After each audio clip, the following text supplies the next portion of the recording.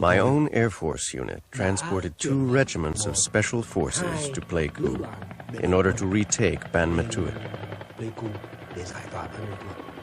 But to our complete surprise, on the 14th, there was an order to withdraw from Pleiku. Nobody could believe it. President Thieu made a crucial decision. He ordered his forces to abandon the northern and central provinces and form a new line of defense further south. But hoping to avoid panic, he did not announce the withdrawal or reveal his plans. As the rumors flew, fear spread. Nobody knew what to believe, and nobody wanted to be left behind. During the withdrawal, the Air Force obviously was using their airplanes to get out any way they could. Mixed in with all of this, as if it wasn't complicated enough, was the panic-stricken flight of tens of thousands of civilians and dependents. In many instances, the military forces up there had their own families living with them in Kon Tum-Pleiku area. That meant that they had to be extremely concerned about the protection and survival of their own family. At a time when they were attempting to retreat whatever of their forces were remaining back to the coast. Ban Ma Thuột fell, but the government said nothing. We only learned about the withdrawal from Pleiku from rumors. The administration issued no official announcements at all. Because of that silence, people stopped believing in the government. The official silence panicked the population.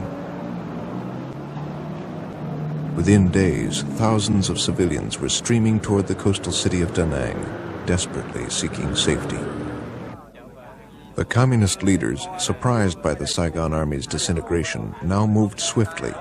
They set a deadline. Victory before the rainy season bogged down their troops. Dung's forces closed in on Da Nang. The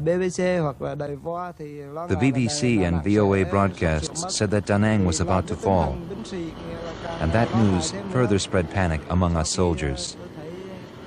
Our officers had fled.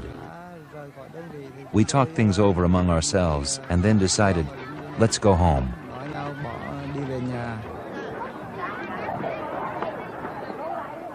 By March 21st, 100,000 refugees, many of them troops and their families, had crowded into Da Nang.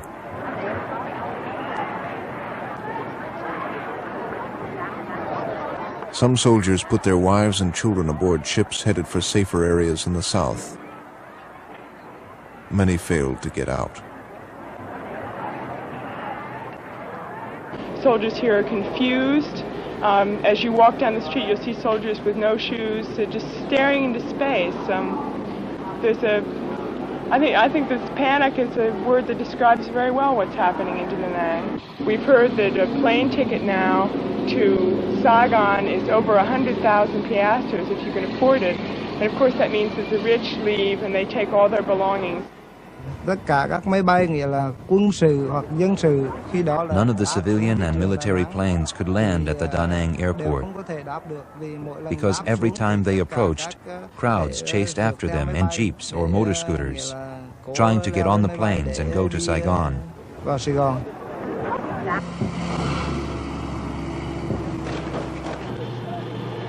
A World Airways jet with company president Ed Daly aboard made a perilous landing at Da Nang. Daly was flying one last rescue mission against official American advice. He wanted to save women and children first, but desperate soldiers jammed into the airplane.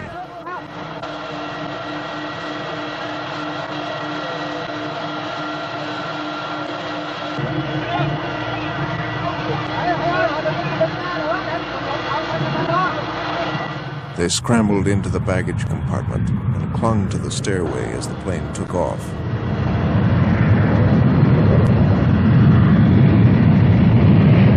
It was the last American flight out of Da Nang. On the 30th of March, General Dung's forces captured Da Nang, sweeping across the vast airbase where the first U.S. ground forces had landed in 1965.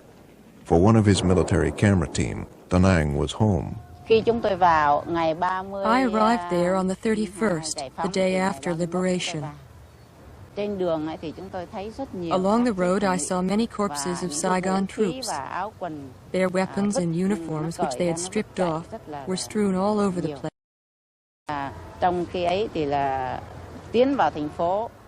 As we entered the city of Da Nang, we encountered a group of disbanded Saigon soldiers.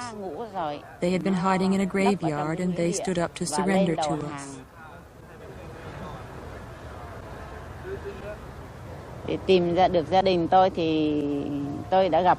When I found my family, I saw my mother for the first time in 20 years. Before we could say a single word, we embraced each other and wept.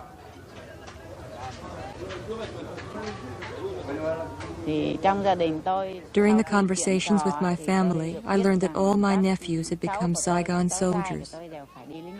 Many Vietnamese families had members fighting on both sides. Now, some were reunited for the first time in decades.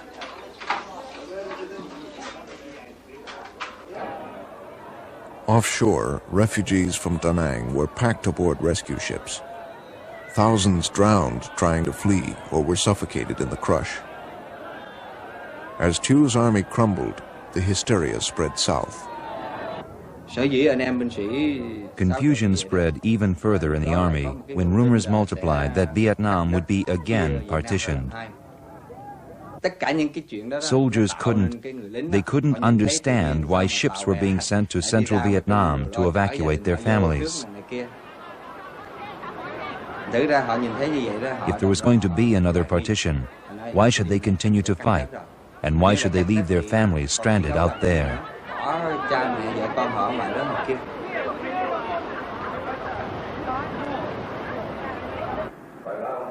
President Thieu, still believing that America would not abandon him, again pleaded for help.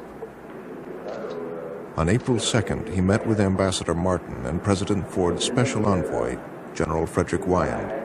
Wyand promised to recommend more aid, but by now the Americans were losing faith in Thieu. Wyand reported to Kissinger and Ford at Palm Springs. They concluded that a military deadlock was their best hope.